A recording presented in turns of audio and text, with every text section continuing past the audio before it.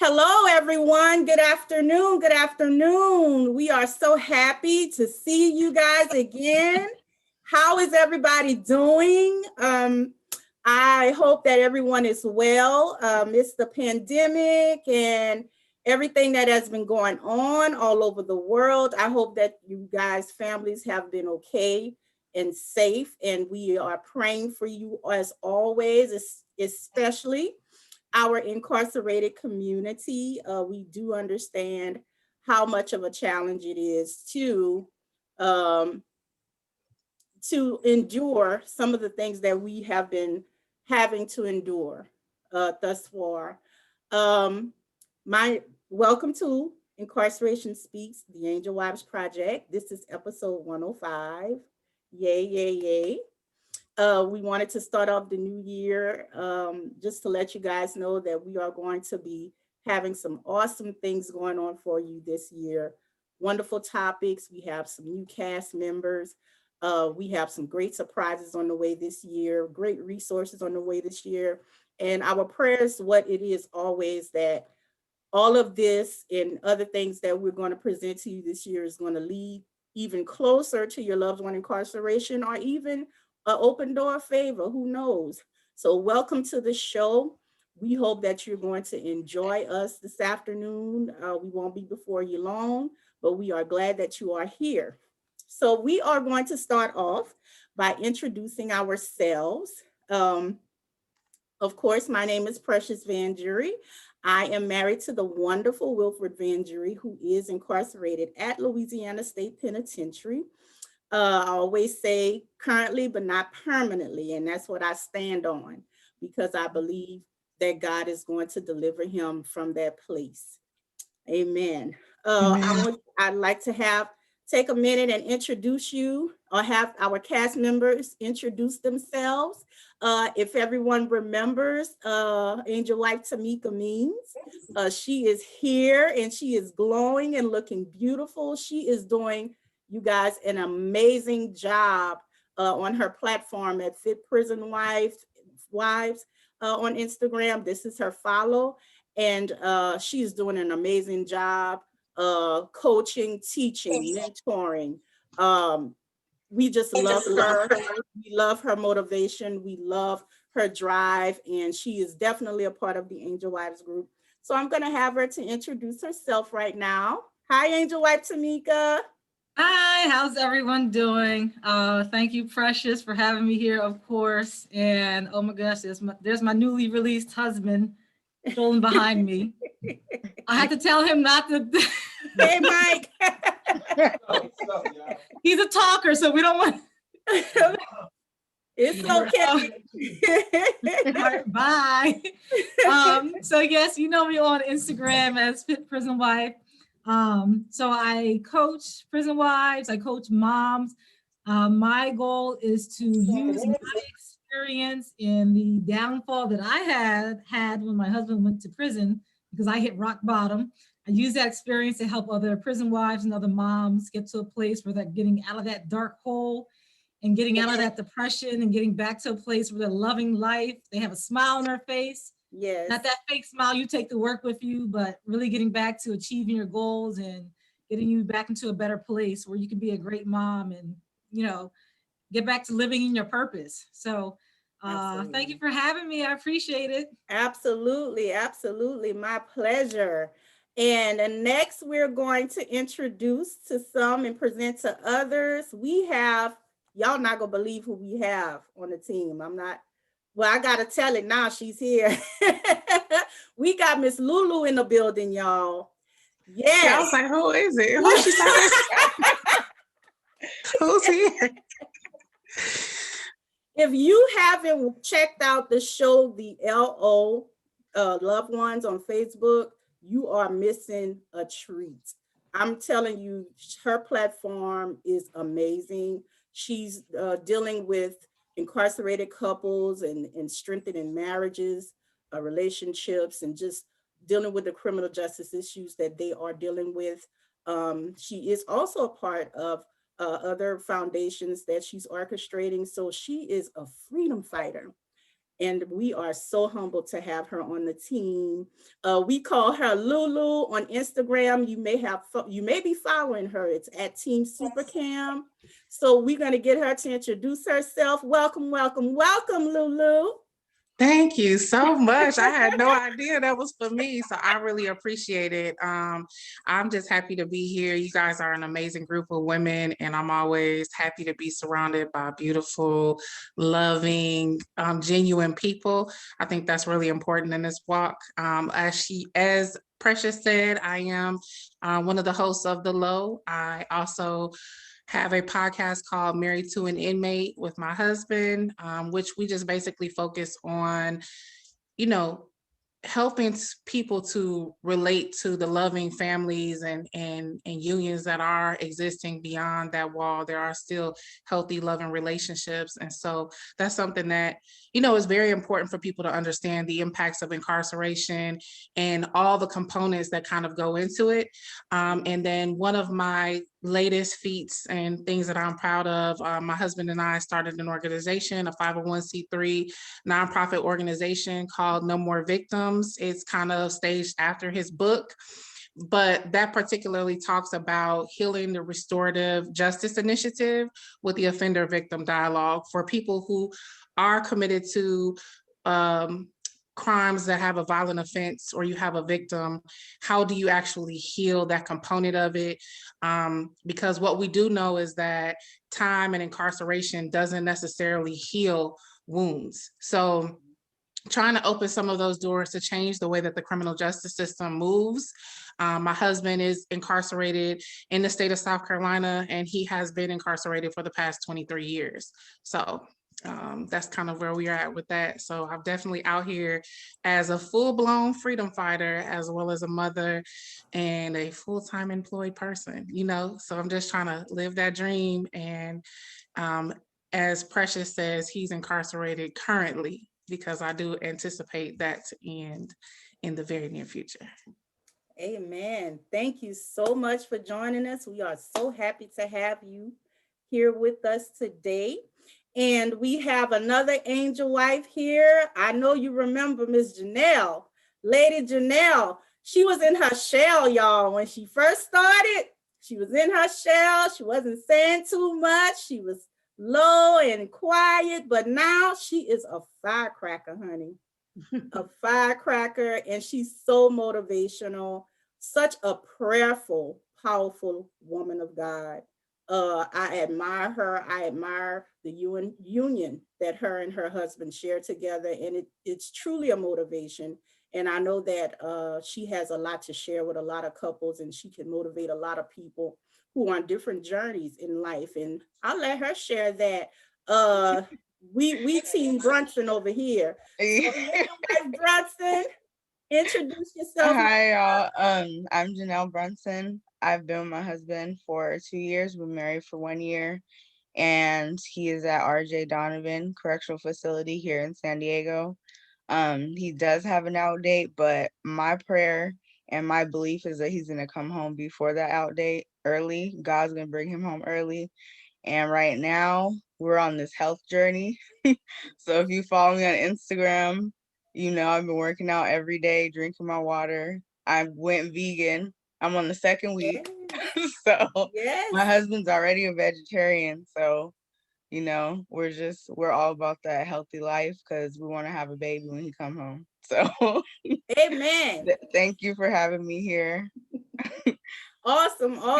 And I tell you what, you're doing the best prep that you can do, and it's going to be many benefits and much joy and much favor for you guys. And you have aunties over here. We already an auntie in waiting, so we're gonna have another. Yes.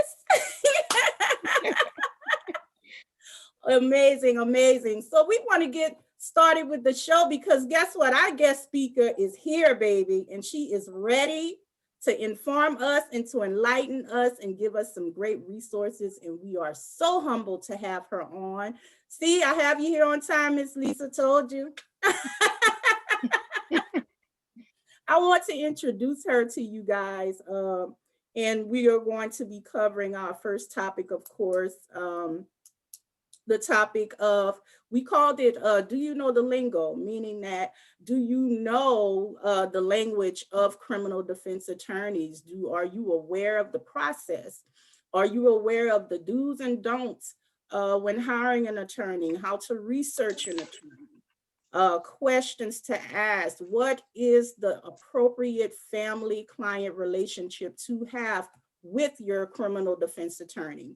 I found that this was an important topic, reason being because at the beginning of the year, especially for low income and minority families, this is a time where if we have a loved one that's incarcerated, we want to be able to get them the best criminal defense attorney that we can afford. And a lot of times for families, and especially in my experience, that has been primarily at the beginning of the year. You have income tax coming in. That's when you kind of get more in the pocket than you normally do. For those who have incarcerated spouses, they may be able to relate to that. I know that's been my experience, where we've had to pay for a criminal, retain one, and at the beginning of the year, this is where the finances kind of take a upscale.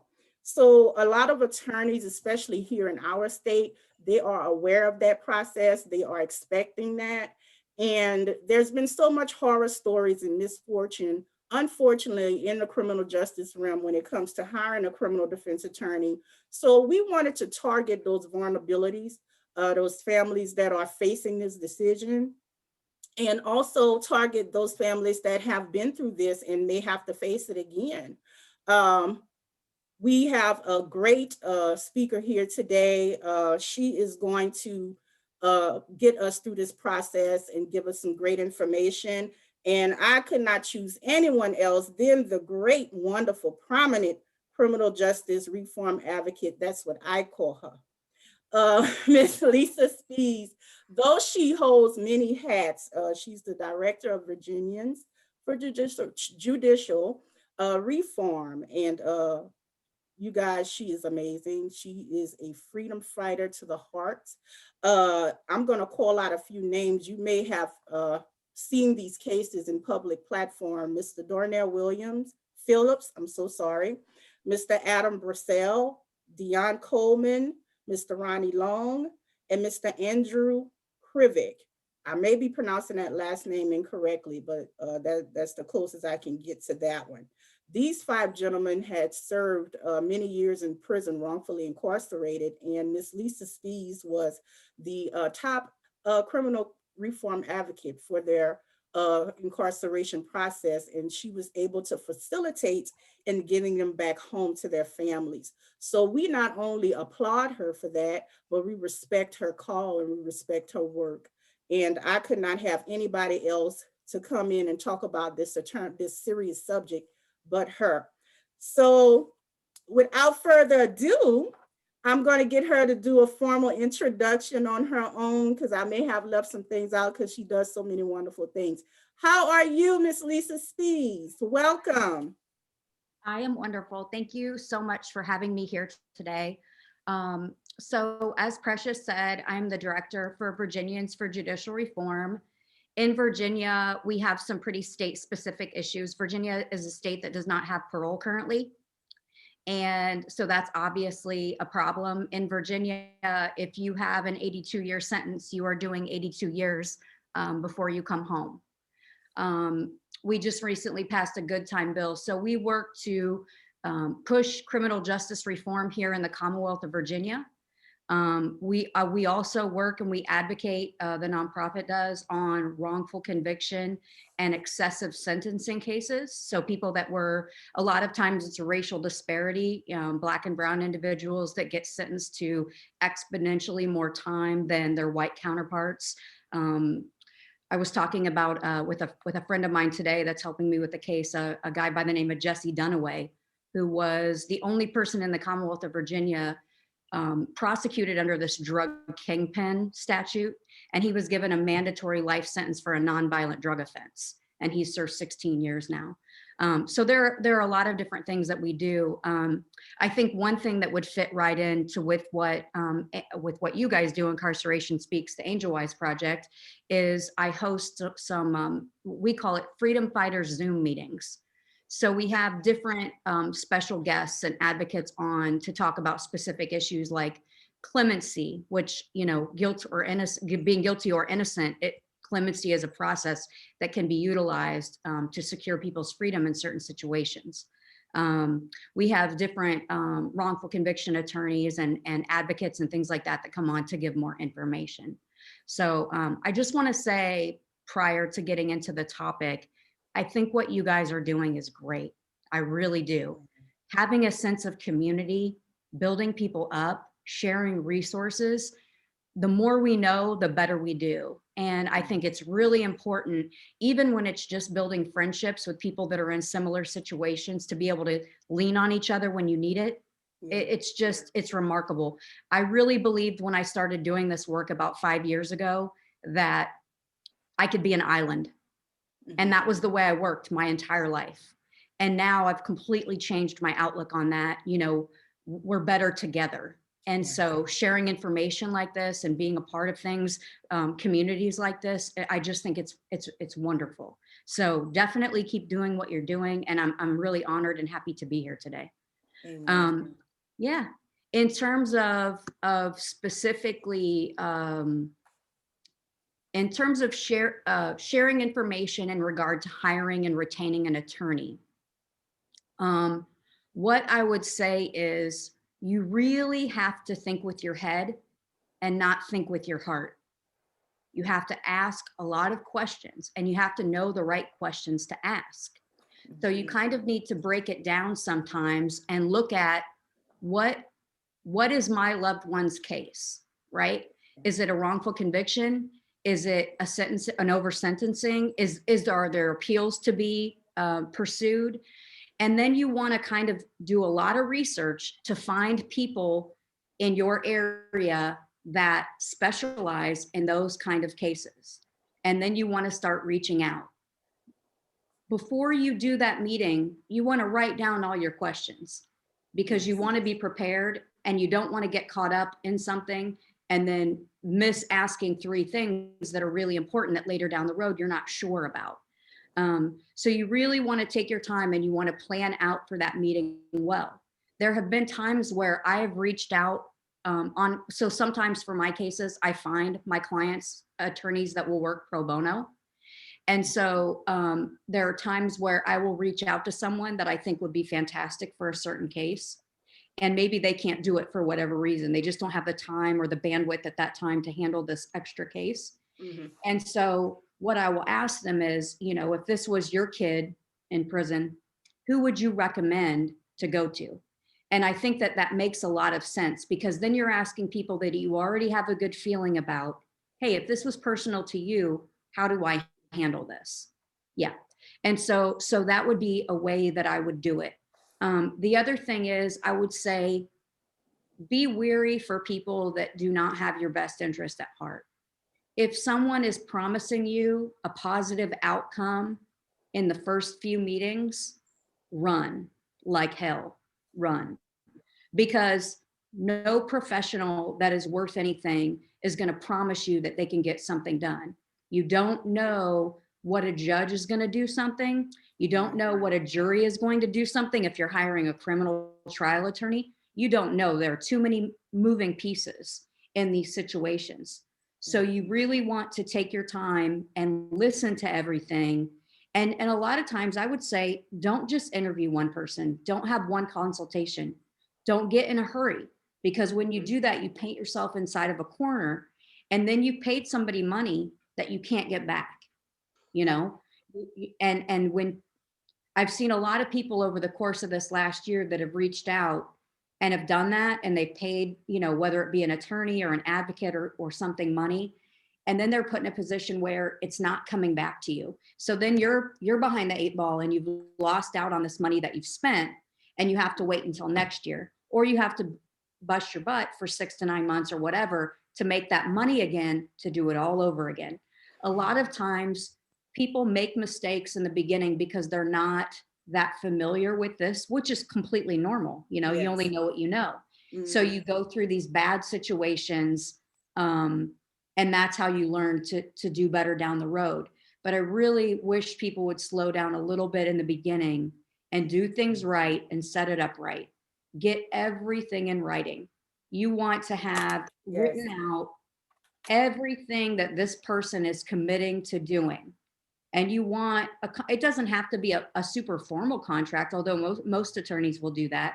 But Yeah. you just want to have something where it's very clear what they're promising to do for you. Um, and I think that saves people that may not have your best interest at heart. It will save you from going down that road because they know that you're already smart enough to list these things out and to Yes. not make those mistakes. Um, Make sure that when you're working with an attorney, for the cases that I work on, most of them, we use Mhm. social media as a tool to amplify my clients' voices, right? Mhm. So I want social media people, I want the whole world to know my guys' names, and I want them to know the facts of their case. But you Mhm. also want to make sure that you're on the same page with your attorney and that what you're doing isn't going to hurt their case in any way. Yeah.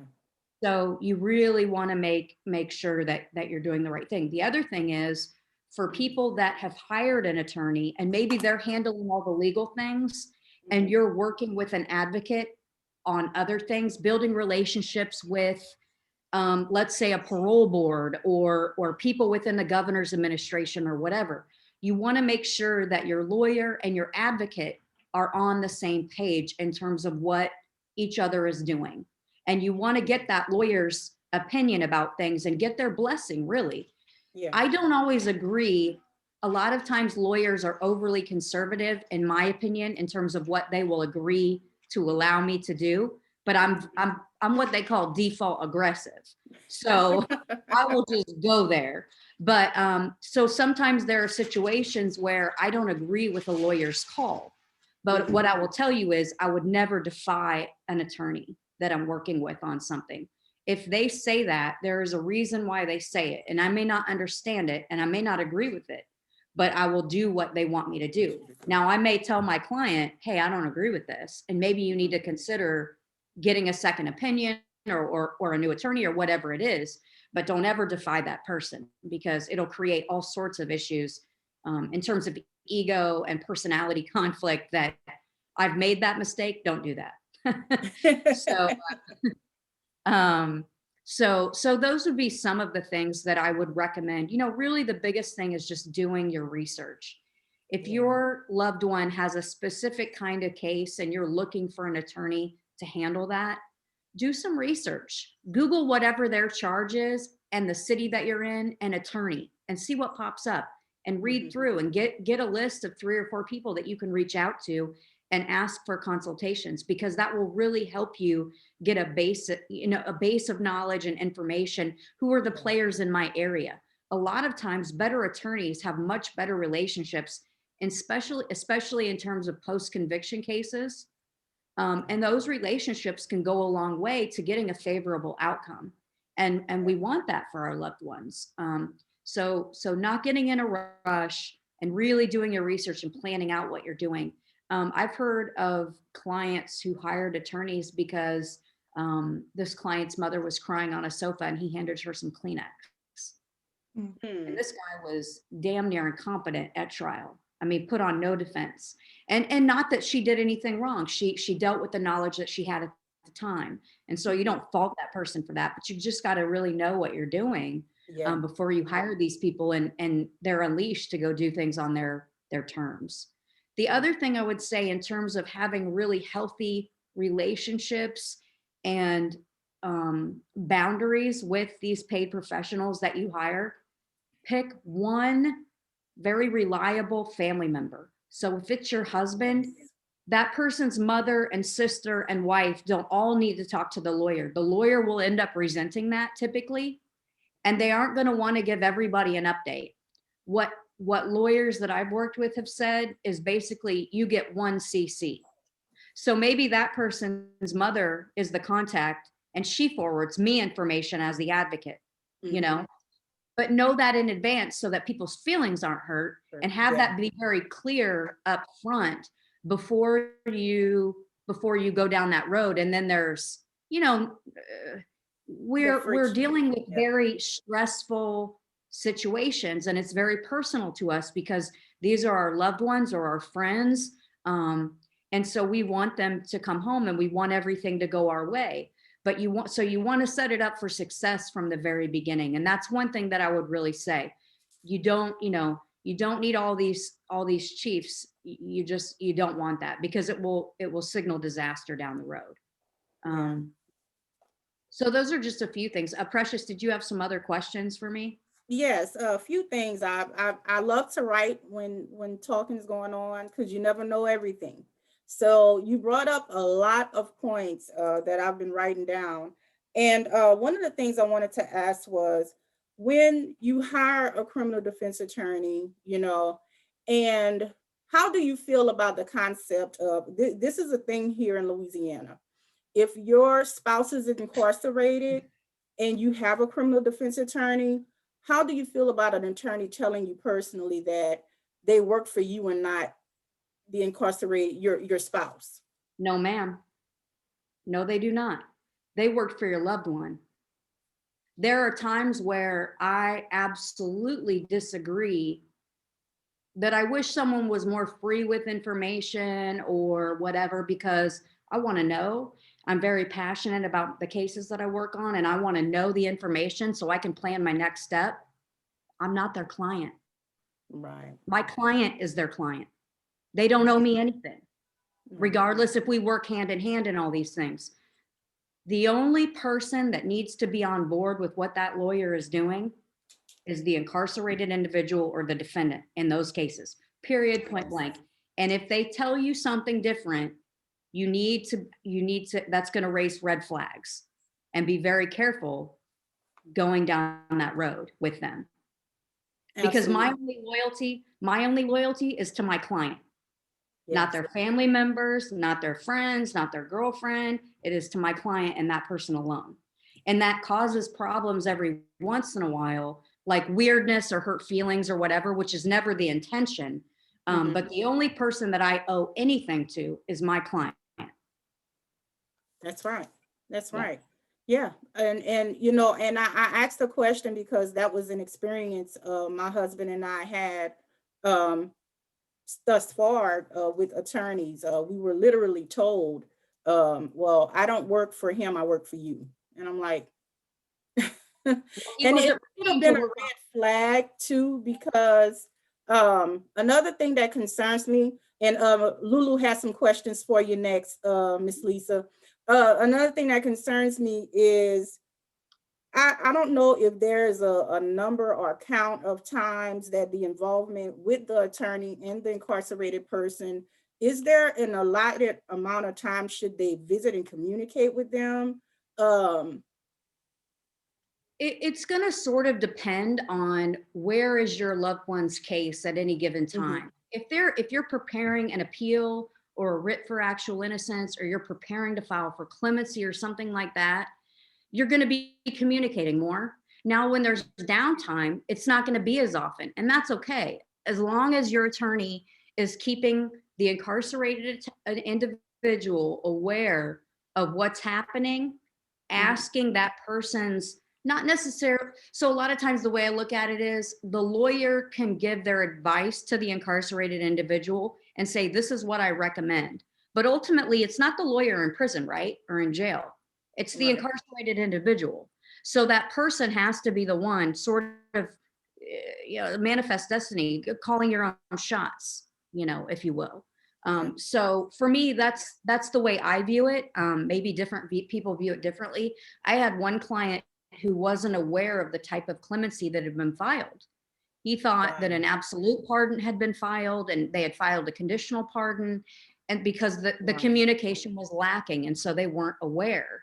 And that's sad to me, because then that incarcerated individual was not a part of the planning or strategy for their own case, which maybe that affects when or if they go free, and maybe it doesn't. But either way, they should be a part of making those choices for themselves. I agree. I totally agree. Lulu had some questions for you.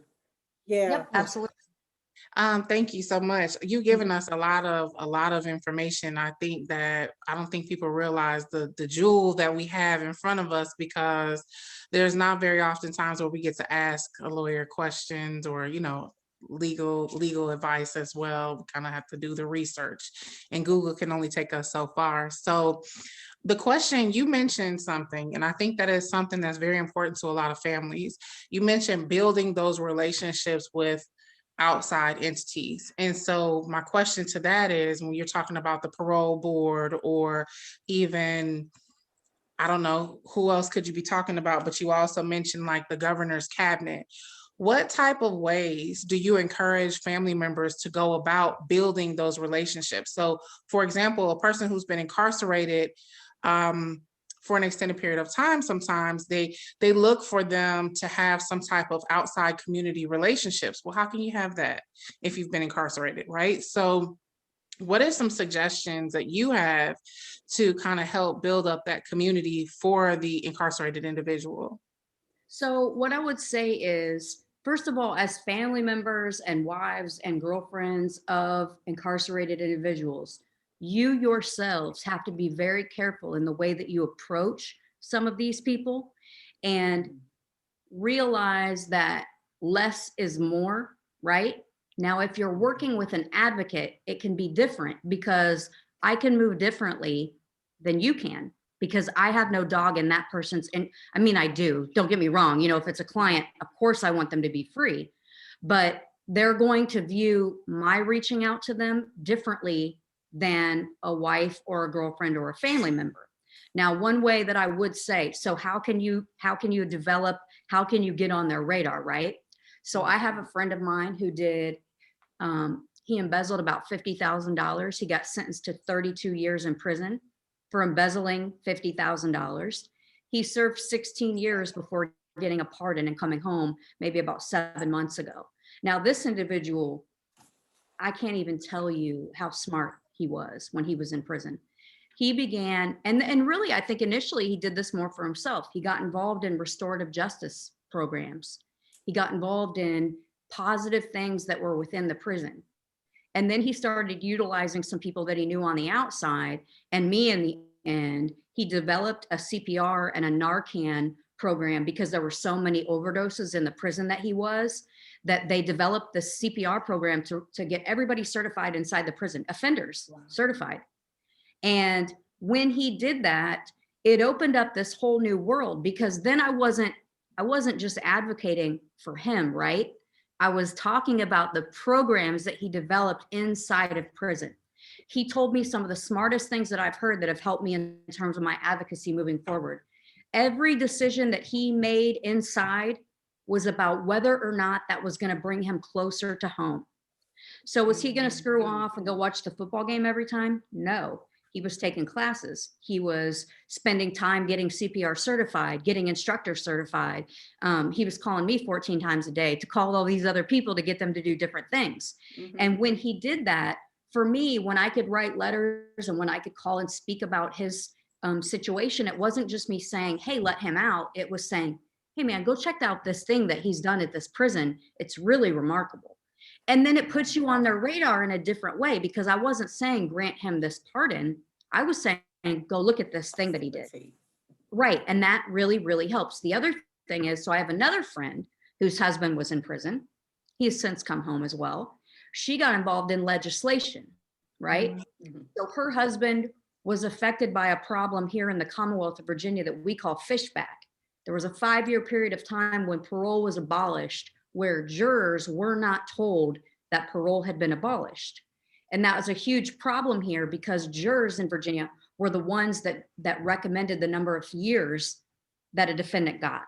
Mm-hmm. So they weren't told that parole had been abolished, and then they're handing out 82, 72-year sentences, 104 years a couple of years ago for people that stole wheels and tires and things. I mean, it's insane. Mm-hmm. So anyway, my friend Carrie, she got involved in pushing for legislation that would remedy that issue here in Virginia. And while doing that, she went to town halls, which through COVID, maybe it's been a little bit easier because we can all log on to Zoom. Yeah. But she went to town halls and she planned events and she planned rallies. And while doing all of that, she met other legislators and she met parole board members and the parole board chair and things like that. Here we have the Secretary of Public Safety. She met contacts within his office. She was never advocating directly for her husband, which is what made it so masterful in terms of getting him home, right? Mm-hmm. She didn't make it a personal thing for herself. It helped all of these other people as well. And in turn, her husband was one of the very first people that ended up coming home because of the way she handled herself throughout the entire thing. Build relationships with other advocates, build relationships with other friends. If you can offer them something over here, I promise you when there's an opportunity for them to hit you back and return that favor, they'll do it.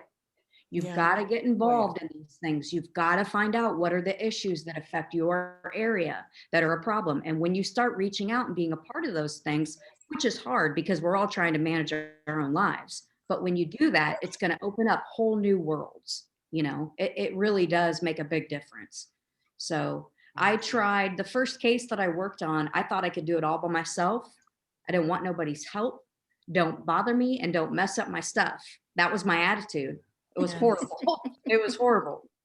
But that's where I was at the time. And now I just see things completely different. Yeah. That's amazing. And that's really helpful because a lot of times people just don't know the importance of those outside forces. But you also, and you said, you also mentioned, the legislation, right? So when a person is going about trying to get more involved in the legislative process, for myself, South Carolina's laws are very similar to Virginia in a lot of ways. They have the truth in sentencing, the mandatory minimums, all those types of things. But what I have found is that even once you have something that you're able to present in legislative form, how do people get those things through? You know what I mean? Like, how do you find the sponsorship? How do you find the support to say, you know, I may have a personal relationship with certain senators, but I'm kind of at a loss in a lot of ways with trying to submit legislation that would be kind of advantageous to a masses, if that makes sense. So what I would do is I would look, we don't always have to recreate the wheel, right? I didn't want to work with anybody, but it made a whole lot more sense once I started doing that. So I could coordinate with other groups that were pushing for the same kind of laws that I was pushing with, right? And maybe they have contacts. Maybe I was talking to a friend of mine last night, and there's a law that I want to change here in Virginia. And my goal is to have it pushed through the next General Assembly session next year. And so I'm starting to work on it now. You have to plan in advance. You have to be proactive. When I was speaking to my friend said, hey, because I was thinking, who is the patron that I'm going to go to and try to push this law through with? And he said, well, you should think about this person because they had something similar this year, right? So look at the people that are already championing those issues in prior General Assembly sessions and reach out to their offices. You don't even need to ask necessarily the first time you call someone, a delegate or a state senator. You don't even necessarily need to ask to speak with that representative or delegate or whatever. Just ask to speak with their chief of staff. Have a conversation with them. Introduce yourself. Hey, my name is what? I have an interest in parole. I would like to talk to you about an idea that I had for a bill for next session.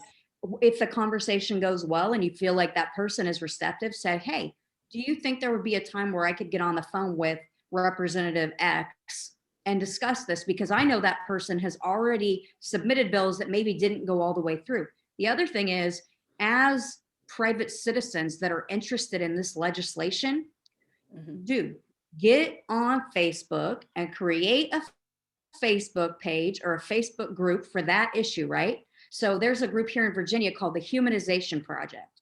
And the Humanization Project got behind a good time bill, an earned sentence credit for all these people that don't have access to parole. So if they behave and they take part of programming and all these things, they can get a certain amount of time off of their sentence if they fit in a certain group of crimes. If you're a violent offender, you don't qualify, and it's craziness. But it affects about 6,000 people here out of the 30,000 people that are incarcerated in Virginia. Get online and create that group and that page for that issue. Start doing weekly lives. Start reaching out to people. Look on comments. When you see, let's say you're going on here in Virginia, there's one news outlet called Wavy, and I always look at their stuff. Go on Wavy News and find articles about that topic and that issue. See people that comment on those posts, right? That are like-minded as you. Send them a friend request, send them a message, send them an invite to your page or your group. Especially the people, man, I've seen some really very intelligent people commenting on things. I want to work with them. I want them speaking for my bill or my cause or whatever it is. So reach out and really, try to create community as much as you can, even though in the times of COVID, it's a little bit more difficult in terms of being in person. All these virtual things, I think, are actually a lot easier for us to do. It's more realistic long term. I got worn out last General Assembly session, and I wouldn't have been a part of anything this year because I just needed to regroup mentally, except for the fact that it's been on Zoom and things. So I could log on and be a part from my bedroom. My little picture up there. Nobody had to see me. It was beautiful. So those are some of the things that I would recommend. Was there anything else specifically you were thinking of? Well, I don't want to hog up all the time. Did anybody else have a question? Yeah, let Tameka go, because I'll be on going down the list. Oh yeah, my radar, girl, my notes is 3 pages already. Great information. Yes, Lady Tameka. So that was awesome. I love that information you just gave. Light bulb moments. Yeah.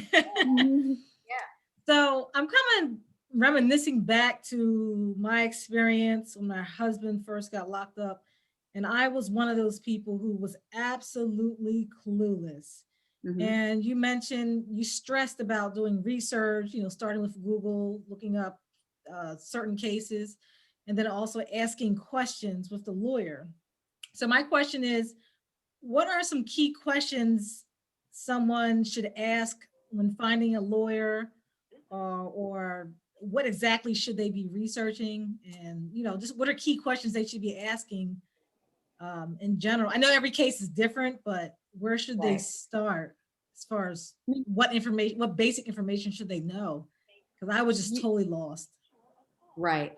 You want to realize that there are different kinds of lawyers, right? There are trial lawyers, there are appellate lawyers, there are lawyers that specialize in clemency. There are lawyers that will handle parole presentations for clients. You want to make sure that you understand exactly where you are in the process. I know some of the finest attorneys in Virginia, but I couldn't give you a one size fits all for who I would go to. It depends on where I'm at. So if I'm at the trial part of it, that's very different than being in a clemency situation, right? Mm-hmm. So understand where you are in your process, right? And then you want to research and you want to find the people that have been successful in that thing.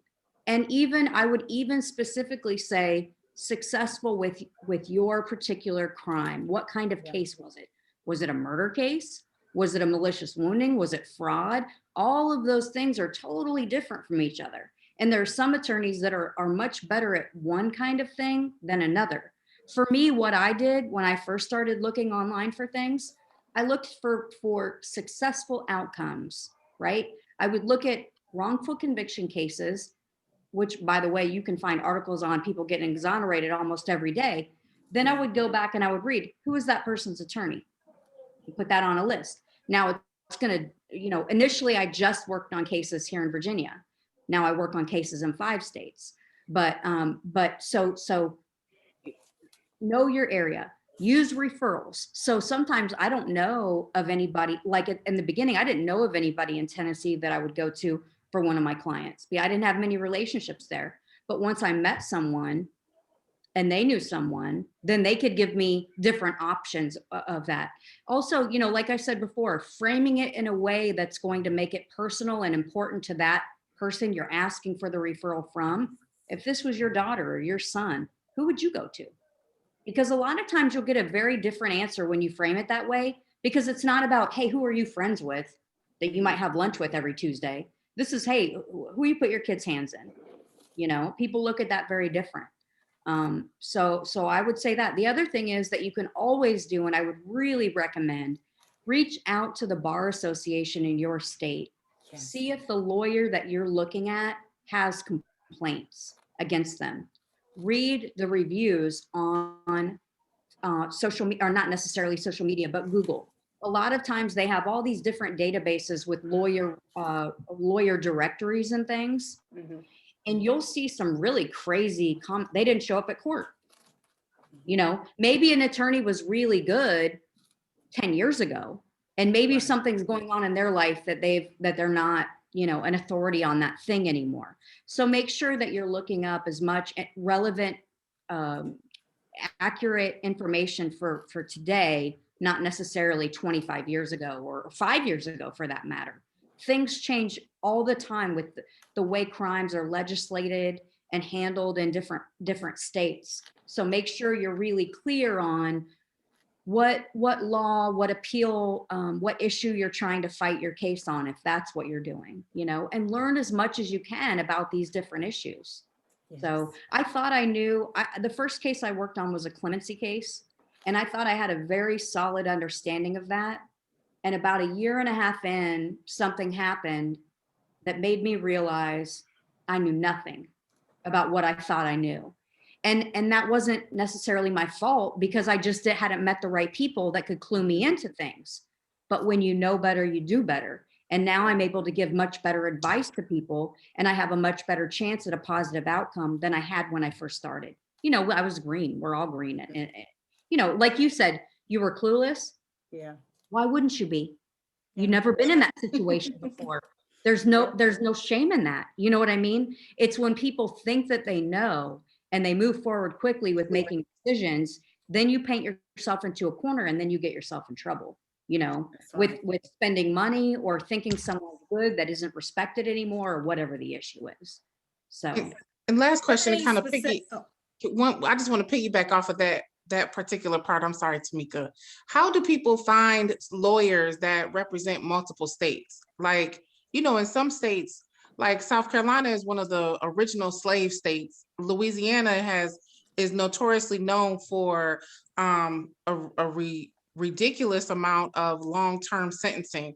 Sometimes it helps when you pull people from other places, but I just haven't, you know, a lot of people say, I don't know how to find a lawyer from somewhere else that will represent this state, as opposed to kind of the system that can be diluted or, you know, corrupts in their given state. I have a client on death row in Pennsylvania right now that is a wrongful conviction client of mine. And we've been told quite a few times that a lawyer from outside of the state might be better for political reasons. A lot of times, like you're talking about, it's an old boys club. And you don't always feel like you're going to get a fair shot necessarily with a person from within that system, right? So what you need to look up, a lawyer doesn't always need to be licensed in your state. Maybe, okay, if you're talking about Virginia and North Carolina, from Richmond, where I live, to North Carolina, it's 90 minutes. So maybe you find a lawyer that you like in Richmond and you look at what the law is there. A lot of times you can use an attorney in North Carolina that's going to be the attorney of record on that case, but it allows this attorney from Virginia to really handle things and do things the way that he wants to do it. And they're really the person running the case or doing things in court or whatever. So look up and see what is possible in your state, because it's going to differ for each state. yeah. And then again, you can say, hey, I'm concerned about this. I'm concerned about getting, you know, I'd like to explore getting someone from outside of this state. And again, ask for referrals. Reach out to people in Facebook groups that are like-minded. Hey, has anybody used a person from this area? Does anybody have a referral for that? And then go back and use that information. Never just take the referral and run with it, right? You always want to do the consultation. You always want to write down your questions. You always want to ask everything. A lot of these lawyers, man, super slick talkers, super slick. Don't get caught up in that. Don't let them intimidate you. Don't let them make That's you the feel like thing. you don't know nothing because you didn't go to law school. you are, we only know what we know, but we're entitled to ask every question that we have and to feel comfortable with what we're doing moving forward. If that Absolutely. makes Lisa, I want to follow up with something you said earlier. Are there any specific websites that you recommend that family members can go to do research on, or does it depend upon what state they're in? And if it's no So- specific website, what terms should they be looking up?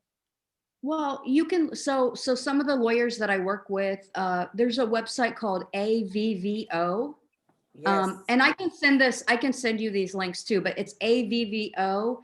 And that's a website where people are able to go in and review lawyers that they've worked with.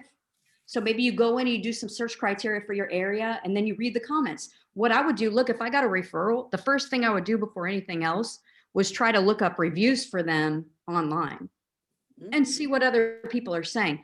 I have a case that I'm doing some research on right now. I haven't decided whether to take on this client or not, but this client still thinks a lot of his trial attorney, right? Even though he got convicted and he says he didn't do this crime. Okay. I went online and I looked up the reviews for this attorney. So he's been in prison for 16 years. There were multiple reviews that this person did not even show up in court for hearings that were scheduled, that they took a large retainer and they did not show up in court. That was terrifying to me, but it also told me a lot about, hey, maybe this wasn't about the case. Maybe she wasn't prepared. Maybe, you know what I mean? There's a lot of maybes in there. You don't know. Yeah. But I think the more you can fill in the gaps and you can see what different people are saying about them, that's why I would say go to the Bar Association. Send a request to them asking, hey, are there any complaints with this attorney? And no, because these things are going to affect that could affect your loved one's freedom. Yes. And nothing is too much of a hassle to make sure that you don't screw that up, because we're the ones moving on the outside, right? Yeah. They can't do these things. We have to do that for them. So really take your time and do as much research and due diligence as you possibly can. And ask questions. I'm happy if people have questions about some of these issues, or you're getting ready to hire someone, I'd be happy to answer them for you and try to help you along in that process. That's awesome. Awesome. And I can also relate. I'm gonna, Ms. Janel, you have any questions, Lady Janel? I do. Yeah. My husband was originally sentenced to 27 years and 8 months, but his sentence only carries what he's charged with. I think it carries 8 years. So they gave him like 20 years in enhancements. Okay. As far as enhancements, if I was going to hire an attorney, would I hire an appeals attorney to get those enhancements taken off, or how would I go? And I am in California. You're in California. Okay. So you guys have some new things going on. What county are you in? I'm in San Diego County, but his crime was committed in LA County. Okay, So that's good for you. Yeah, so he wants to submit his paperwork, but the judges have been overruling the DA Gaskin as far as like approving people's appeals or taking off enhancements. So he was kind of like waiting right now because he doesn't want to submit all that just to be denied. What I would say is take your time right now, because the courts are overwhelmed. Number one, because of COVID, it slowed everything down. Number two, the courts in California are overwhelmed. I believe they're called like a Franklin motion for these enhancements issues. I think that's what they're called. And so everyone that falls into this criteria with these these crazy sentences, they all won out, right? And so they're all filing it right now. And that's why I think that a lot of people are getting kind of denied, or maybe they're in a rush. And so something's not technically correct in what's filed, and then you get denied, and then you can't go back down that road again a lot of times. Right. You don't get multiple attempts at the apple.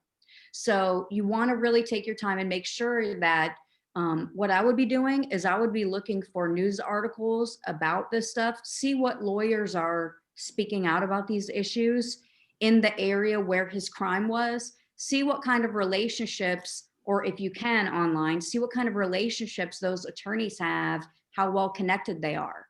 In a situation like that, I would try to be as careful as possible and make sure that person is well connected so that you have the best possible chance as a favorable outcome, because it's something that you won't be able to relitigate again down the road. So I know of a couple of attorneys that are filing those motions that I can send you some information on if you'd like. Okay, that'd be great. You're welcome. But yeah, like I said, just take your time and be careful about it. Look up news articles, see what lawyers are talking about it, and we can go from there. Okay, thank you so much. You're welcome. Amazing, amazing. And I definitely want to go back to this snippet. Miss Lisa, I can definitely relate to the difference between my husband and I. We have been through 3 criminal defense attorneys with a different experience each time. And the beginning process, I relate to so many, just like Angel Wife Tameka, I was clueless, on the entire process. And we suffered a lot of things because of not knowing what I know today, not having the information I have, now. And when I finally got it, hey, we can't just get anybody. And I had paid for consultations. And, when I began to do the research, get to those websites, talk to other people. Well, I mean, this last attorney, that we locked in, I really did the work before I handed over the money. And it, even though, we're still in the pending process and there has been some unfortunate events with the attorney, but I feel that as far as legal experience, we did a better job on that last one, getting one retained that had more experience, of course, reputable reputation at that time. And doing the work definitely makes a difference in who you hire. When you do that way, you set yourself up for success down the road. When you rush into it and you make some of these decisions because you're following your heart and because you have a good feeling about someone, that's where things tend to fall apart down the line. Sometimes you feel like a lawyer really likes you, right? Well, a lawyer gets clients because they sold themselves, right? Mm-hmm. So of course, during a consultation, sure, they like you and maybe they really do like you. But at a certain point, when they've got 14 people contacting them, they're going to flip out. And so that's why I think that setting up those boundaries and having a clear communication about what they're willing to do and what they expect and those things up front is going to save you frustration and heartache down the line. Knowing what their success rate is for the issue that you're contacting them about. All of these little things can make a huge difference when it comes to, somebody coming home or somebody winning appeal or getting these enhancements removed in California. Oh yeah. Yeah. Awesome, awesome, awesome. I mean, you were like a box of candy today. You just brought all the treats and all the goods and all the great information. Oh my God, ladies, how are we feeling? Or is this good or what? This is I awesome. mean, we definitely appreciate you, Miss Lisa Spees, and you have taken time out of your rest time to be here, and we are completely humbled by that. And we thank you greatly. I want you, before you leave, if you can share your website with the audience, where they can go on to learn more about your foundation, your follow also on Instagram to follow, learn more about what you do in case that they have some questions about possibly, wanting to get involved or request for services. Can you let the audience know how you are able to be contacted? Yeah, so on Instagram, my screen name is Lisa, Lisa, period, Spees, Spees. I have a website, lisaspees.me. There's a contact form and my email is all right there. The nonprofit Virginians for Judicial Reform, it's the letter V, the number 4, JRRF. nelnel.brunson.org. And you can go there and look for more information. I'm pretty responsive in terms of social media and email, and I'd be happy to answer questions if people need further information. I really, I think that doing these topics is super important. And if one person was helped by not getting scammed or ripped off or frustrated or defeated because of these things, then I'm happy to do it. So Absolutely. Absolutely. And we are so grateful that you were able to be here with us. Anything else you have, ladies, for Miss Lisa before she retires with us for today to enjoy her evening? We all Thank good? you. Yeah, thank you so much. you're most welcome. And I hope you enjoy your spicy session that's on after me. Oh boy, I think everybody's waiting. Right. Well, the business is out of the way and now you can all enjoy yourself. So perfect. Oh, well, we thank you so much. I mean, it was very beneficial information, and you've actually given me some nuggets as well for Incarceration Speaks. And I just want to say that networking is powerful. And I could relate to that part of, and for me in the beginning, it was not more of wanting to just do it by myself. It was more of trust factors. I have a high trust factor issue. So I was really keen and sensitive about my connections, and do I say too much or do I say too little? Do I trust that if I say, hey, this is what we have, could I trust that they would take care of what I'm sharing? And if they would give me a good, reputable, contact in return, or be as reciprocated to me as I am to them. So trust factor for me was a big issue in the beginning of it all, but I'm learning more temperance, and I'm learning to open up more, and I'm networking more, and I'm not trusting in people, but I'm trusting in the God in people. And I Right. think that has made such a significant difference in me as a leader, being able to trust the process that God is doing through me, because I know that he's not going to lead me in the wrong direction. Right. And I'm grateful for that. I think that kind of leaving you on one last note is there are a lot of national organizations that work with the issues that we're talking about, whether it be mass incarceration or mandatory minimums. Check out Dream Corps. Check out, it was formerly known as Cut 50. Check out Families Against Mandatory Minimums. These are national organizations that will most likely have chapters in your state and maybe in your county that you can get involved in. Those organizations down the line, once you form relationships there, can advocate on your loved one's behalf. And ultimately, that's what you're going to want. You want people speaking out from all different directions for your loved one. And that makes a big difference. Absolutely. Absolutely.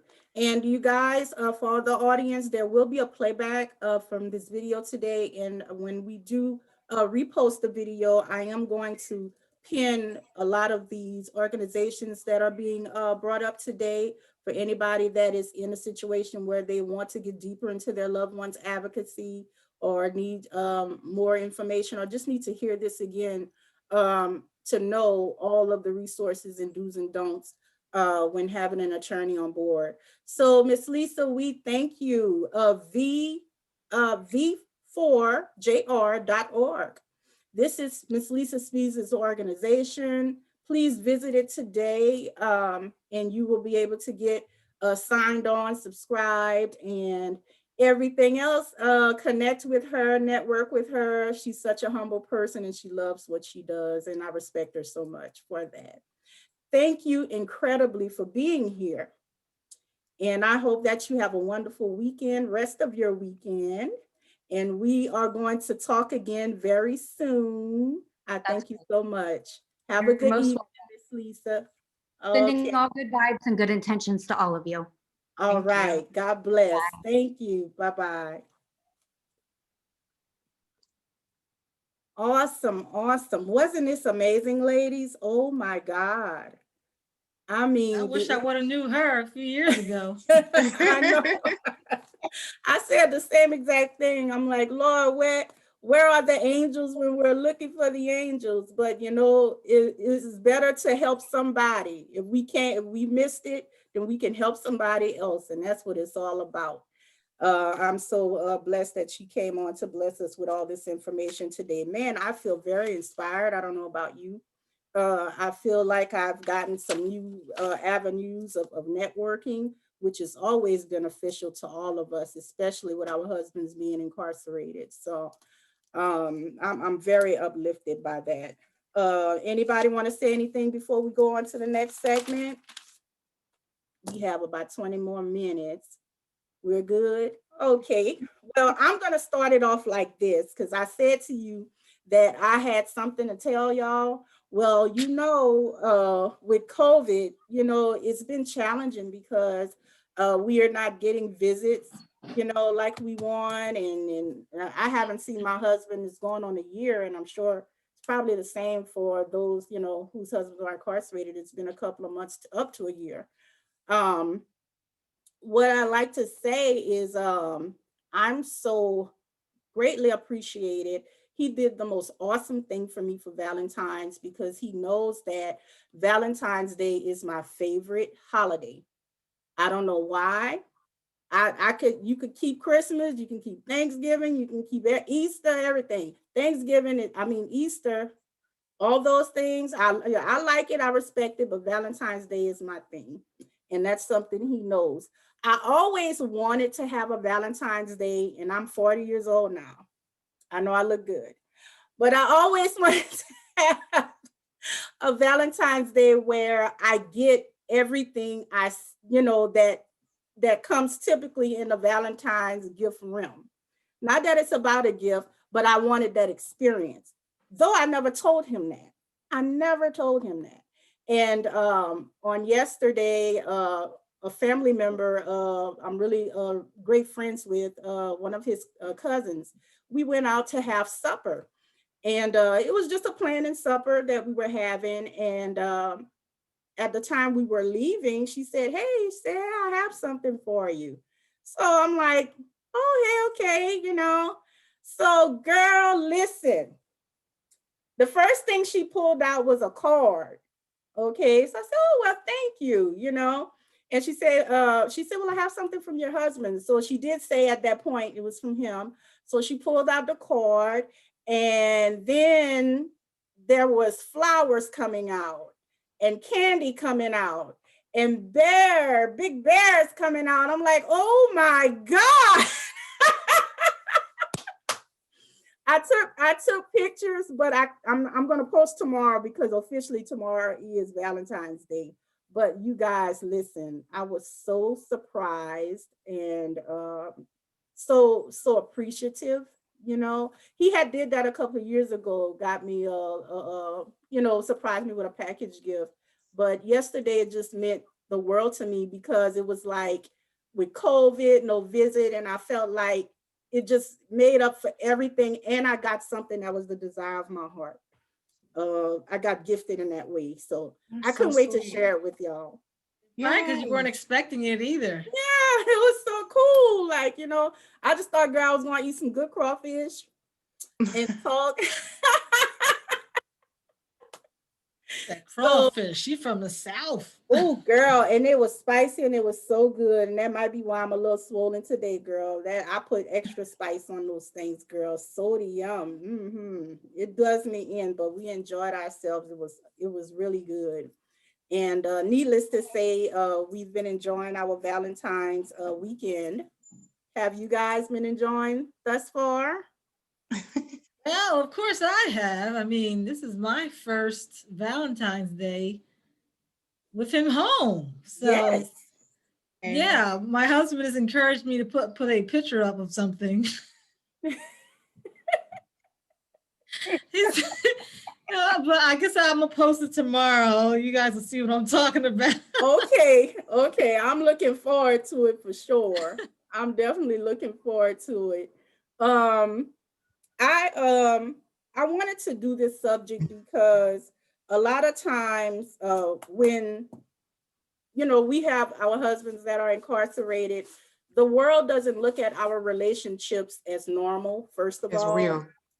and they don't look at it. You said the magic word, Lulu. They don't look at it as real relationships. You know, they think that it's some type of supernatural or some type of alienated situation going on, or the woman is just terribly low self-esteem, or there's just, you know, they don't give us the reality view as they look at other couples, you know, in relationships. And uh, one of the things about Angel Wives Project I want to do is bring that realness and that reality to the table about how relationships really operate when you have an incarcerated spouse. I personally don't make a difference in the way we carry our lifestyle. The only thing I separate is that he's not physically here. And that perspective has allowed me to maintain it, you know, in a way that we have successfully. For me, that really works for me. And I don't separate intimacy. I don't separate the level of spice that I feel we should have in our marriage, because we're not kids, we're adults, and it's a common issue. You know, when they go to prison, they don't become robots. They don't become they don't turn into a transformation of a non-living, non emotional being. They're human, they have feelings, they have needs. All those things are still prominent. So I feel when the wives can speak out about that and help women navigate through that, they may have trouble exploring, you know, that part in their relationships and their marriage. But that's why God sent us here. And we are going to just touch on a couple of things. I'm going to ask each and every one of you to give your take on what intimacy with your spouse while he's incarcerated. What does that means for you? Also, we want to talk about things that you can do to spice it up if you're just in a frustrated place, or you're just really scared to open up and say what you want and what you need. Um, those things, being very verbal to me, really helps. It's all about what you say, how you tell them what you want, how you tell them how you feel, tell them what you need. You know, write down those things, write down those fantasies, write down those ideas, write down what you're longing for, even if it's just a long, intimate hug.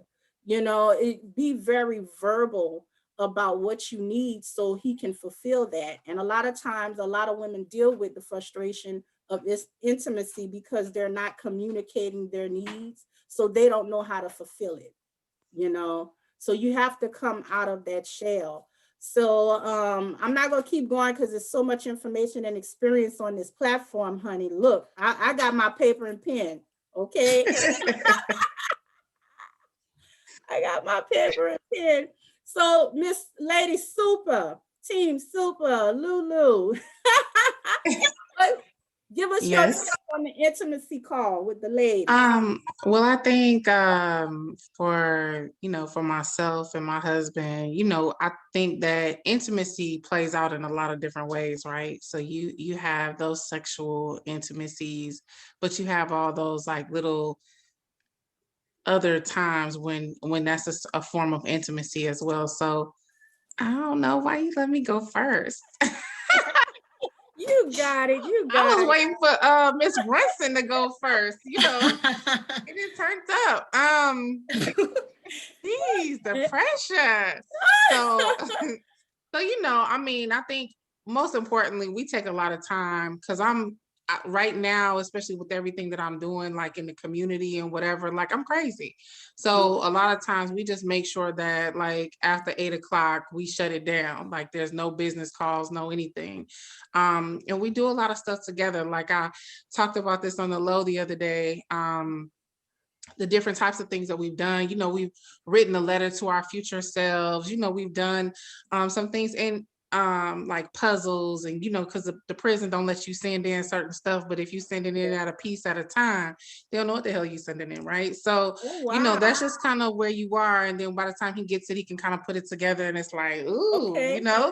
So that's something, that we've done, obviously, because you can only send paper. And then really just kind of, because all you have is that communication, you really can kind of get in tune to your intimate side and kind of share in that way. But you know, we have our things. We have our things. Yeah. I just sound so bashful. She over there I mean, blushing. I think it'll be easier if I didn't go first, but she just called me out. I was like, oh, because I already know Miss Brunson. She's gonna get it going. Passing the buck. Why? Pass the mic. Yeah, but you know we coming back to you, Lulu, because you warming up. I can see it. Yeah. You didn't get it all out, Precious. She kept it What you now, Miss Tameka, your husband, he's home now. So what was some of the that's none of your business. No, it's not none of my business. No. Ladies need to know, you know, what tips do you have on intimacy and ways to strengthen that? Well, I think I definitely want to speak on prior to him coming home, because that's probably the majority of the women who are listening. Yeah. But what comes to mind definitely is boundaries. I think it's important that the man and the woman both know each other's boundaries. So for example, for me, you know, him looking at pornos was like is that cheating? Is he cheating on me? Like, is he getting off and looking at somebody else? And I'm like, you know, that'll make me feel good. You know what I'm saying? Mm-hmm. So, and he respected that. So, which required me to be a little more open. And my husband will tell you, I am a horrible communicator. I am that person that is expecting, if you're sitting next to me, I expect you to be able to look at me and know what I'm thinking, which is totally just wrong, right? Right. So when he left, I'm like, how do I communicate? I don't know what to do anymore. So this was like an eye-opening experience for me, but the intimacy part, my husband was definitely a little more open. Like, he would probably be easier doing like phone sex and stuff like that. I was kind of like, when it came to like physical intimacy like that, for me, like, it was easy. There's been periods in my life where I've been celibate. So I think as I went on, it got more challenging, but I did have my friends at home, my bullet and my buddies. Yeah, a lady always needs some buddies. Yeah, so like for me, the physical part was, I would be literally on the phone with my husband and I would have my little buddy out and I wouldn't say anything. And he'd be like, what you doing over there? And I'd be like, because I would like, just the sound of his voice was enough for me. You know what I'm saying? And that did it for me. So I would be sneaky with it. But of course, he would hear what was going on. And you know, signal words are good too. Signal words, especially if you're on the phone. And like you said, you try to sneak it in. And my husband and I, it's about a developing of the language you share. You know, we have our intimacy language and we kind of know, we throw a few things out there and that'll indicate, okay, you're about to get into something. Yeah. So I think that's very good, beneficial that couples develop an intimacy language, but that can only come by being open to communicating about it, you know, not being afraid, because we're human, you know. Yeah, I can definitely relate to what you're saying, Tameka. That brought that up for me. Yeah, it's not just a verbal too. For me, I don't know if you ladies experience the same thing, but like, it's a tone of voice. Like, you become an expert in not just intimacy. You're talking about all kinds of issues. Like, just, you don't have, he could say one thing verbally, but his tone of voice is telling you something completely different, right? Yes. So you learn a new level of communication. Oh, without seeing him, and even the silence means something. What's not said, right? Right. All that you learn, your level of being in tune with him increases, which also increases the intimacy, I believe. Yes. Right? Because you know him better. Yes, absolutely. Knowing the tone of voice, like things my husband say, I can tell when he's upset. I can tell when he's happy. I can tell when he wants to be intimate. I can by the tone of his voice, by the way he's introducing a conversation, that those tones are definitely giveaways. But the key word you said, Tameka, was when you develop that connection. That connection is very important because it's going to, if you're not verbal, then like you say, you can hear his voice and hear that tone and say, okay, this is what my husband needs. But you were able to make that connection for him, and you and him to be able to get to that place. That's very important. What are I'm gonna ask you this question since you said that. What are some of the ways you get to that connection where you can hear the tone of the voice and know this is where he's at? Ways, I think because we spoke on the phone so frequently, it wasn't so, I think it just happened by happenstance, to be honest. It's not like I did something. Well, I guess I could say because I could not see him, I'm listening more intently. I'm listening to when his voice goes up. I'm Yes. listening when his voice goes down. He's quiet, right? So my level of hearing or whatever you want to call it is heightened because that's the only way. I can't see his facial expression, so I need to figure out. It's almost like you develop another sense, right? Right, Like, right. you're not planning on doing it, but you're trying to get out of him. Is he lying? Is he telling the truth? Yeah. Feeling sad? Is he happy? You know what I'm saying? You're trying to decipher all these emotions. So after a while, patterns start developing, right? That's right. You That's start right. noticing patterns. So I think it's just happens naturally with all of us, Yeah. in my opinion. Yeah. Yeah. Because a Right. pattern is definitely going to be developed.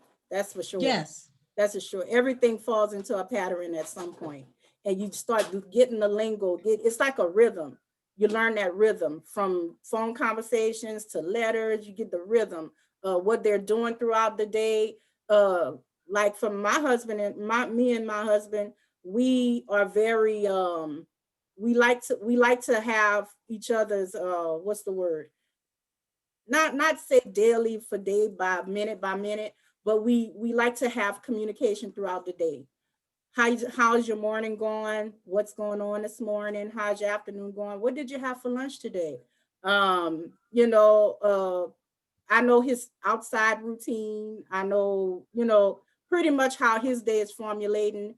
And we just keep that type of communication going as if he's at home and he's just around the house or he's walking out to go to the store. So we have that here while he's incarcerated. So I know how to communicate his daily pattern and just building in that way, getting very familiar with that, getting familiar with how he feels when he's sad, when he wakes up in a bad mood, or when he wakes up and he wants to be intimate. I'm very much accessible because I'm so related to what he's feeling. And that helps the connection a whole lot. You're absolutely right, Tameka. Absolutely right. Miss Janelle, what you need? What's the tea, honey? What do you have to say? Let me just start from the beginning and say I think me and my husband are so close because in the beginning I put him through hell. Oh no, you're not a hell putter. No, No. just I was very like paranoid because we're in MWI, and I was like, I made him get a blood test. I did all this stuff. So in the beginning, because I was like, you're not about to, so, but I trust my husband. I don't see nothing wrong with that. I think, Yeah. I think that intimacy comes with trust. I don't think you can really be intimate with someone that you don't trust because you have to be so open and vulnerable with that person. Yeah. And I had to trust him and it took time. So that was Yeah. like really a point for me. And then as far as right now, I can't see him, but when there were visits, I saw him every week. So as far as like what Tameka was saying, I know when he's upset, he makes certain sounds when he's in pain, and I'm like, what's wrong with you? Like, just stuff like that. Like, he's my best friend. And as far as like the other intimacy part, I'm not quiet. I just say what I want. Mm-hmm. to happen, or I just say daddy in a certain way, and he's like, "What's going on, girl?" Like he already knows what it is. Cold word, cold But word, do cold you word. guys get family visits though? We do. We were supposed to have our first one, and it was supposed to be in April, and then COVID happened. So after everything, hopefully we'll get one. Good. But Maryland is, we we were can get approved family to a visits in Maryland. scheduled and everything. Girl, Yeah. I was, There's we I was wish we upset. would get family visits in Louisiana. We Oh were my upset. God, I We wish, were I so wish, I wish, sad. I wish. yeah. So that's the thing right there. There's only a few states that have it. So that's always like it always is a difference, I think, in the relationship too. So that it because it helps. It helps Yeah. you with that connection and that bond Yes. at the same time. I believe that all states should have it. Yeah, because it's a part of rehabilitation, right? So I mean, Oh you got yeah. people just kind of like locked away like animals, and then there's no outlets. Who Yeah. else gets family visits? Like, because we don't have it in Maryland. New Precious and York Lulu, and Washington. Yeah. New York Yeah, and California, New Washington. York, Washington. That's the only That's two Yeah. it. states, huh? I think Wow. so. Yeah, Yeah. they're trying to fight for them to get back in Mississippi, but they don't have them anymore. Yeah. Where are they with that in For a Mississippi? long Are time, they They just lifers didn't still have them advocating either. for it? Because I haven't heard oh anything in a while well, yeah, about. they just that I know I can't think of their organization, but there's a bill that they kind of put into place this year to try to Uh-huh. see if they can get those back. But I mean, it just makes Mhm. sense to me because everybody is impacted by it.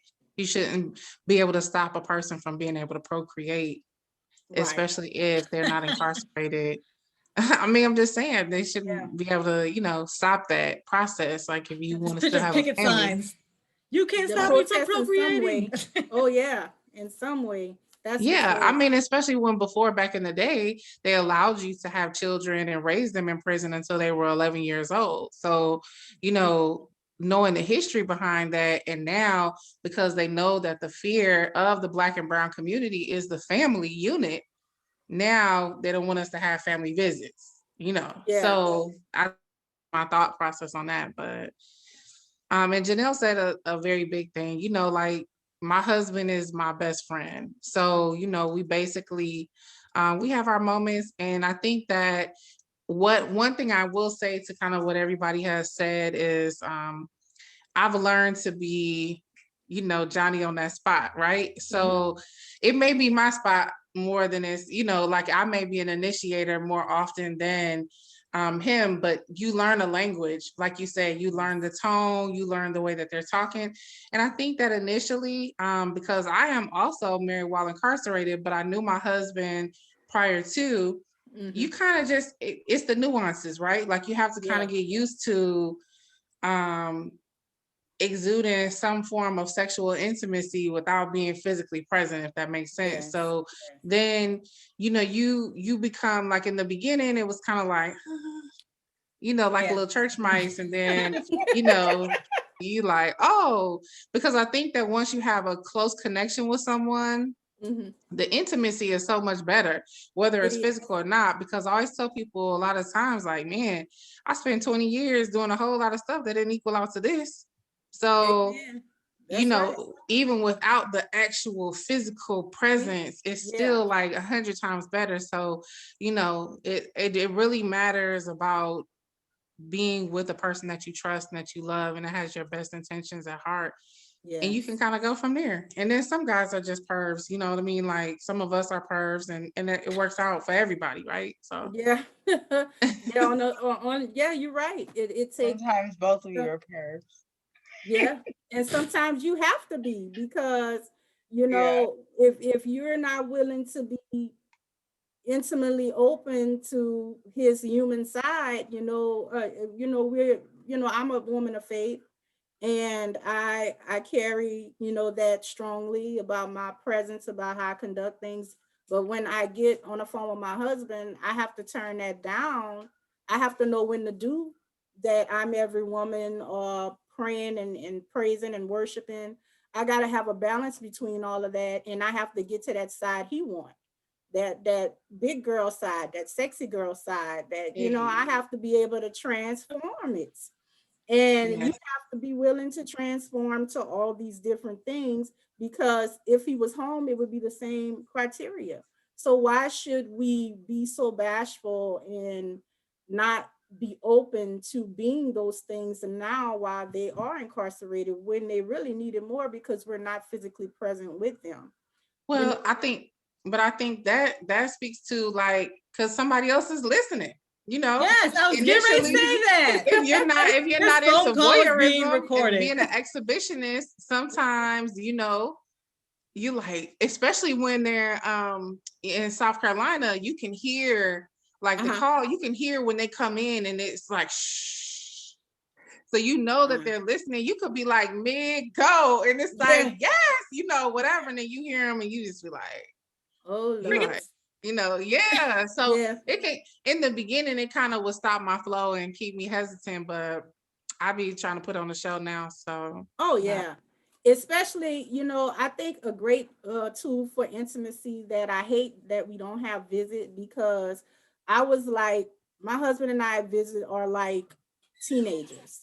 We're feeding each other, we yeah, are being very emotional, very vulnerable, a lot of touchy feely, a lot of kissing, a lot of just yeah, we it's like when we're there, it's like me, him, nobody else is in the room. No, I mean, there's been times where the guards have to come and say, hey, back up, or because it's just so intense, and we're sharing yes, that energy, sharing that connection. And that, you know, that just makes the call for the intimate time greater. And I look at that, the visitation time, as being a form of intimacy, yeah, because I can't come all that way to visit my husband. And it used to make me so upset because I would sit in the visiting shed sometimes, and my husband and I, we're doing our thing. We're walking around, we're holding hands, we're holding each other. He won't let me stand up without him being behind me, or him just holding on to me and just being affectionate. And I miss that so much. Oh my God. yeah, yeah. Um, some couples, they just sit and they watch you and they looking all around. I'm like, talk to that man. Look Yeah. at that man. Feed him. Do something. Tell him something in his ear. Make him smile. Make him laugh. All these things are forms of intimacy. It does not have to be that physical boom, boom. There's so much more you can do to keep him feeling like I'm in a satisfied place, even though we're not engaging in that way. And that's why I'm praying that we can get, you know, visitation back, and being able to do that. So now it's like we're doing that in forms of writing and letters and emails and just phone conversation, constant communication, reminding each other. A big thing I feel, men are very you know, their pride and masculinity is very important to them. So it's very important to feed that masculinity. They want to know they're in charge, they're the boss, they got it. They, you know, you have their attraction, and, you know, all those things keep up that line of intimacy, complimenting them very often, just being open to that side of them. That really, really helps to spice that up and keep that going. Any other tips later? I know you guys have other tips too. What are some tips you think that would help to strengthen that as well? Cutting holes in your pockets. Just cut them along the seam. Okay, What'd you say? holes in the pockets. Holes in I'm the going. pocket. Okay, I'm going to cut I some. always look for all the dresses in Walmart with the pockets that got holes in them, and you Uh-huh. just cut them along the seam, right? Uh-huh. So when they come to hug you or whatever, they could just like stick your hands. You know, I always wear like the little over shirt. Cardigans. Yeah. Yeah, like the little shirt thing.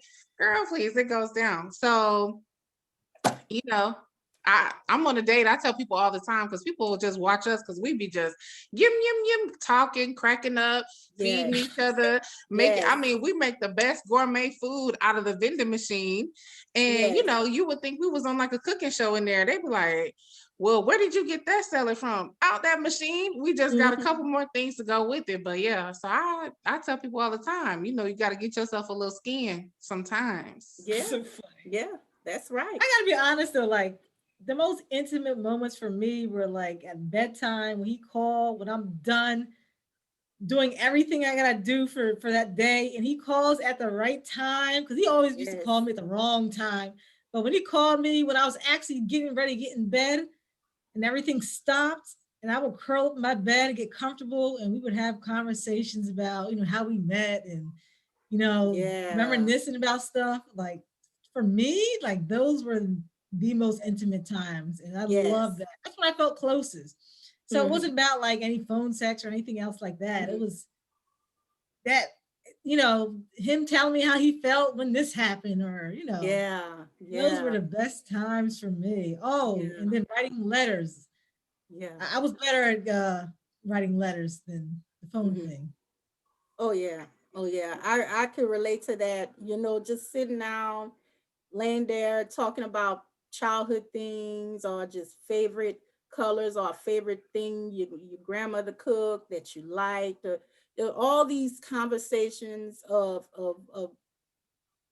family times, childhood times, or just things that you really loved about when you were home, like a certain food you ate, or just some great experiences in life. You feel like you're getting privy to information and they are sharing this with their best friend. And that definitely feels like a line of intimacy, and it is. It really is. You take those things in and you remember those things because you can laugh about those stories, those embarrassing childhood stories we all have. Just sharing all those things, they open up that line of intimacy, and it helps you to communicate it much better when it comes down to that actual thing. That's for sure. That's for sure. You was going to say something, Lady Janelle? I was gonna say something about visit. So visit is a very intimate time too, and I can remember a time we got a warning because my husband decided to shave his head. So I'm sitting there, I'm rubbing on his head. The guard is like, "You're touching too much." I was like, "Oh," because we have a joke, and I'm always like, "You look like Tupac," and he's like, "No, I don't." And I'm like, "Can you pierce your nose? And you gonna look like Tupac?" He's like, "No." And it's just like a joke. And people would come up to us and be like, "We could tell you guys are so in love," because I'd be like, "I'm gonna knock you out." Like we play around all the time. We're both really silly. So we do Yeah. stuff like that. And then I don't know about the other states, but CDCR, California prisons, they have a jean jacket that they can wear out to visit. Okay. So there's an outside patio. So this is something we shouldn't have done, but oh well. There's an outside patio. So I'd be like, wear your jacket tomorrow. And then he wear the jacket and we go outside and go up against the fence so that I could feel something. Yeah. Because that's just, Let me tell you something. There's a lot of ladies that feel things and do jackets, and it's not anything to be ashamed of because you're an adult, and love is a beautiful thing. Intimacy is a beautiful thing. God created that. And we should not, well, you all know that I'm almost done studying clinical psychology. So I'm taking a course, by the way, called Human Sexuality. And it's very interesting. And one thing that I've learned is that you will be surprised how much women are taught, especially cultural women, how to be ashamed of their body, how to be ashamed of talking about intimacy and exploring themselves. It is nothing to be ashamed of. We are created beautiful in our very own special way, and we all have our own spiciness and sexiness about us, that should be attractive. We should carry that confidence and knowing what that is within us first, because the more that we display that to our husbands, they're going to be more comfortable too. But if you are not open to knowing and loving your body, and knowing what it is you like and want, and look at yourself and say, hey, I love this about my body. I love that about my body. I want my husband to look at this and feel this about my body, or, just be detailed with that. But that all comes from physically knowing and loving yourself from head to toe, and not feeling like the need for intimacy is something to be ashamed of, because we're human. We're human nature, and it's a need that we have, and it comes from love. It stems from love, and it should be operated within that realm. I love what you said, Lulu. When you're on visit, it's a date. It's a date. It's a date with you and your partner. I shared, we did the Valentine's Day challenge, my husband and I. And I shared, they asked about first date. And I said, well, he's incarcerated. So our date, was at the prison, and that is, he had a gift for me, just like if he would have come pick me up and took me on a date. It was the same thing. We ordered food, but we made that a thing each time we connect, to make it a date. Touch, be intimate, play games, laugh, just be in each other's space and share that energy. One thing that I love that we would do when we would kiss, we'd do a French kiss, and then we just do some deep breathing while we're kissing, so we can breathe in each other's air. And I felt like that was just such a deep exchange of intimacy, and I that's something I really miss, and I'm really glad that we are strong enough to be open about intimacy and incarceration, because so many ladies are fearful of that. They're very fearful of that. We are going to be wrapping up soon. Anybody else has something to say or add or give about our subject on today with intimacy? I just want to add too that how important pictures and stuff are right now, especially Yes. for my husband, because we went through like almost a period of depression because we were used to seeing each other every single weekend.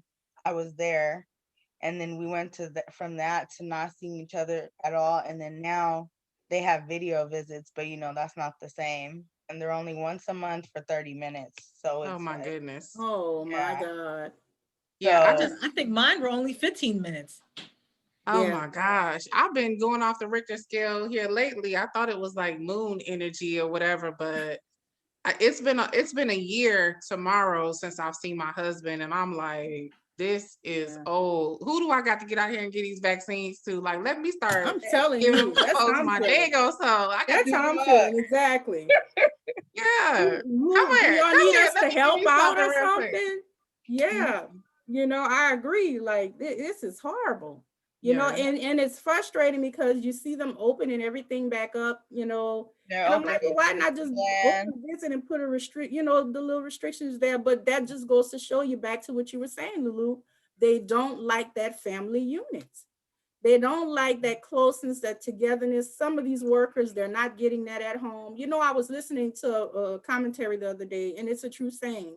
Prison is the only place where there is no love. And it's true, because they're taught to go there and govern adults like children. Mhm. Tell them what to do, how to do it, and talk to them however they're expected to display their power. They don't go with a friendship in mind. They don't go with respect in mind. They just go with discipline in mind, and very few may go. I've never met a correctional officer that says, God told me to be a correctional officer. It's just my passion, and they're hard to meet. Yeah. So You're right. when they pick up the phone and call us, we have to be open to intimacy all the time. And we're not just talking about, sexual. We're talking about intimacy all around the board, because where they are not receiving that. Yeah. That's why God gave them wives or partners, or whatever you may be to your incarcerated loved one. And don't be afraid of that. Don't be afraid of that. Be open to that, you know? We're going to be wrapping up. We are so glad to have you guys on today. We're so glad for the audience. Did anybody look to see if there were any questions or anything before we wrap up? If there's anybody that has any questions about anything. I was looking. Let me look and see. Yes, because we don't want to miss it. And there's going to be a replay, you guys, on our YouTube channel. We are Incarceration Speaks. And there's also going to be, I'm going to have it, the video still there on our Facebook page. So if you did miss it or had to leave out some parts, you'll definitely be able to rewatch it. And when I paste it on YouTube, I'm also going to paste all the follow information. The ladies are about to give you all their information on how to follow and how to get involved in what they're doing, and also get some help and resources, because these are very powerful women. They have some very strong platforms, and they will be of great assistance to you for your incarcerated loved one. Closing remarks. We're going to get the closing remarks done. Lady Tameka, can we get some closing remarks and also add your follow at the end? Sure. As always, I always preach this self-preservation. Just this journey is not easy, right? You got to make sure that you keep yourself together first in order to be an advocate for your husband, in order to be there emotionally. And just to kind of piggyback off what Lisa was saying, which was very enlightening. I'm hoping that this helped somebody who was in my shoes previously and was clueless, and you would now have some insight to what to do, or at least where to start. So I love this today, so I thought it was very helpful. So, but just don't get overwhelmed. There's so much to learn. There's so much you probably feel like you have to do, and you have to remember to take care of yourself, which is hard to do because you're so focused on getting him home that you lose sight of taking care of yourself. But I just want to keep emphasizing, take a break. It's okay. It's okay if you don't know everything. It's okay if you don't get everything done today or this week. The process takes time anyway. So be sure to take care of yourself in the process. Awesome. And give the audience your follow, Tameka. Let them know what you do. Yeah. Oh, Gotcha. So I do a couple things. I'm a coach where I will coach prison wives and also mothers who are in a situation where they're feeling depressed or feeling like they're in a black hole, kind of like how I felt when my husband left. And I just kind of really lost sight of myself, lost who I was as a person. And I really needed help getting out of that place and really getting back to a place to take care of myself so I can get focused on my goals and really strive to be a better person. So I'm coaching prison wives. I do one-on-one coaching. I do group coaching, and I really help women get back to a place where they are loving their life. So that it is possible to support your husband or loved one and live a life that makes you happy. And I'm also a personal trainer too. So if you try and get in shape, come see me. Well, you can follow me at Fit Prison Wife. You can follow me there. I also have a second channel called Clarifying Motherhood, _motherhood. So that's more mom related stuff, but okay. Awesome. It's such a pleasure and a blessing to serve with you, Lady Tameka. Blessings to you and your family. Next, we have Miss Lulu on, and she has another meeting she has to jump into, so I definitely want to respect her time because she's definitely a boss lady as well. And we want you to give your closing remarks, Miss Lulu. Thank you. Thank you, guys. Yes, thank you guys so much for having me to be a part of this sisterhood. It's really amazing and important. The one thing that I will say as my closing remark is use this time to build with your husband. Use this time to build with your significant other. Use this time to build your relationship, build your future, create your ideas. Don't just live day for day as if you are trapped inside of those prison walls. Plan your life as if he is already home, so that when he does get home, you can hit the ground running because you already have a plan and you've been working it and you've been putting it into play for quite some time. And you can find me at Team Supercam on Instagram. And I am also a host of The Low, and that's every other Monday on The Low on Facebook. So thank you guys for having me. I'm gonna have to jump off real quick, Yes, but I love y'all. amazing. Have a good day. Love you too. I'm going to be in touch. Thank you so Yes. much. Thanks. God bless.